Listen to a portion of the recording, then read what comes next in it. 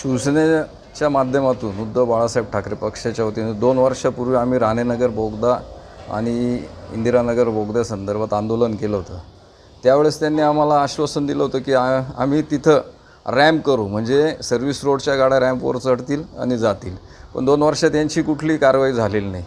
पण सातत्याने राणेनगर बोगद्यावर वाहतुकीचा लोड येतो आहे, म्हणून आम्ही आज त्यांना पुनश्च एकदा एक निवेदन द्यायला आलो आहे की राणेनगर बोगद्याला जसं इंदिरानगर बोगद्याला तुम्ही गटर टाकलं आहे त्याचप्रमाणे एक 2.5 मीटरचं गटर तिथं टाकावं, म्हणजे जेणेकरून मोठ्या बसेस किंवा आयशरसारख्या वाहतुकीच्या गाड्या जाणार नाही आणि त्या वाहतुकीचा खोळंबा होणार नाही। या खोळंबामुळे रोज नागरिकांना राणेनगर परिसर असो, चेतनानगर परिसर असो, तिकडं सिडकोचा भाग असो, इंदिरानगर, नागरिकांना प्रचंड सामोरं जावं लागतं। कंपनीतले कर्मचारी असतात, शाळेतले विद्यार्थी, यांच्या बसेस यांना त्रास होतो। म्हणून आज आम्ही पक्षाच्या वतीने त्यांना निवेदन दिलं, त्यांना 15 ऑगस्टपर्यंतची मुदत दिली। आपण यात कारवाई करावी, अन्यथा 15 ऑगस्टच्याच दिवशी या विभागाच्या विरोधात आम्ही आंदोलन करणार।